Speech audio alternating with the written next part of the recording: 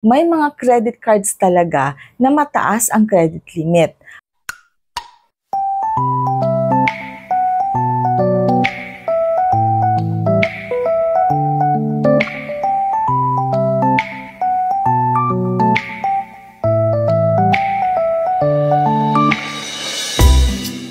Alright, so hi everyone, Crisel Morales here. Welcome back dito sa ating YouTube channel.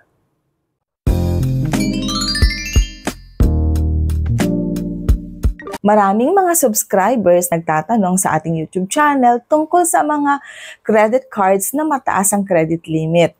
The truth is, si bangko nagbe-base sa credit limit na ibibigay sa'yo doon sa profile na binigay mo sa kanya. Mga documentary requirements like proof of income, payslip, and tinitignan din nila yung stability ng work mo. So, doon sila nagbe-base. However, may mga credit cards talaga na mataas ang credit limit. At ngayon, pag-aaralan natin ang mga ito. So, are you ready to know the top 5 credit cards with highest credit limits in the Philippines? Kung ganon, tune in ka na. So, before we dive into the list of top credit cards with highest credit limits, I would like to clarify na ang credit limit na binibigay ni bangko sa atin vary from person to person.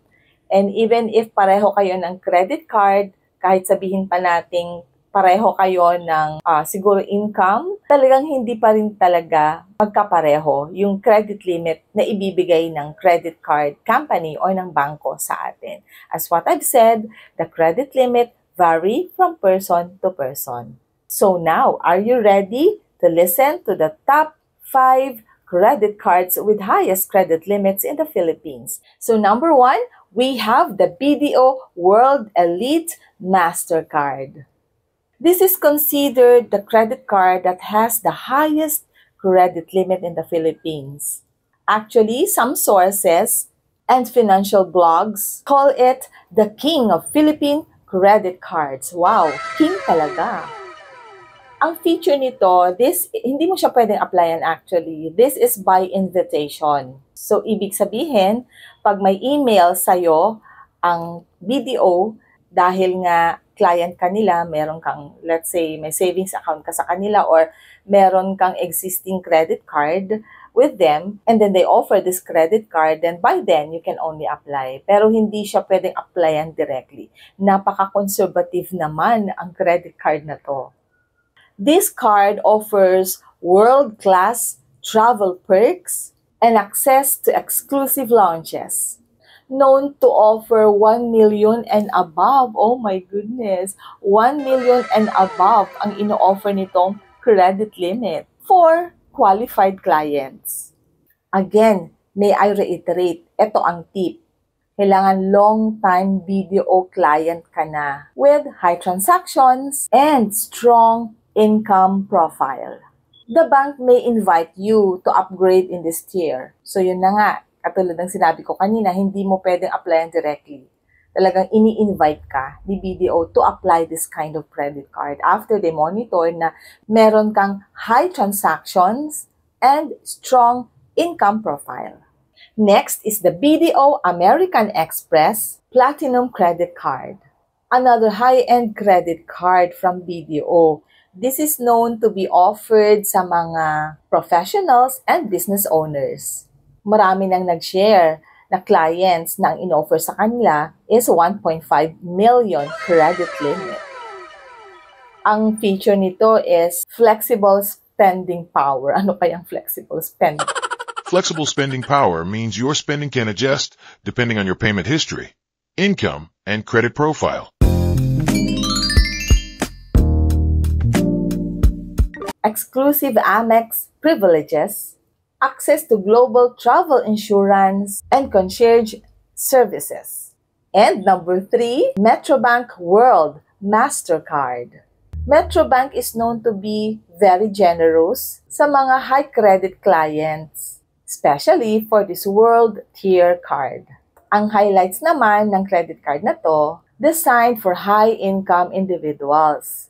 Some cardholders report 1 million credit limit granted to them. Ang tip dito, if you have multiple transactions with the bank, like meron kang savings account, meron kang personal loan, na kung saan ay maganda ang record mo doon, this will increase your chance of being approved with this kind of credit card. And number 4, Security Bank Platinum Mastercard. Ito yung isa sa mga favorite ng mga nag-aim ng mataas na credit limit. Sa pangalan pa lang ng card kasi parang hindi masyadong complicated. Di ba? Ang ganda ng pangalan niya, Security Platinum Mastercard. Pero this credit card or Security Bank doesn't really disclose figures doon sa credit limit. Pero for sure, ino-offer nila ang mataas na credit limit sa mga long-time clients nila. So kapag long-time client ka na ni Security Bank or either of the credit cards that I mentioned, may possibility na i-invite ka or pwedeng applyan ang mga credit cards that I have mentioned earlier. Yung mga features ng mga credit card na to, kasi katulad dito, yung Security Bank Platinum Mastercard, halos magkapare-pareho lang naman yung mga features na ino-offer ng mga credit cards na to. Katulad nitong Security Bank Platinum Mastercard, ang feature niya, flexible spending, access to airport lounges, and priority customer support. Ito, ang tip, if you maintain good relationship with Security Bank, and keep your credit utilization low, you can request for a credit limit increase over time. And number 5, BPI Visa Signature Card. Ang card na to is a strong contender sa lahat ng mga credit cards that I have mentioned earlier. While it's not invitation only, this card is targeted sa mga clients na may high income and with good credit history or credit standing. Perks, yung airport lounges, insurance coverage, and with high approval range of sometimes 500,000 to 1 million credit limit. Nakadepende pa rin doon sa profile ng client. Si BPI automatic na ini-increase ang credit limit after consistent and responsible use sa iyong existing credit card.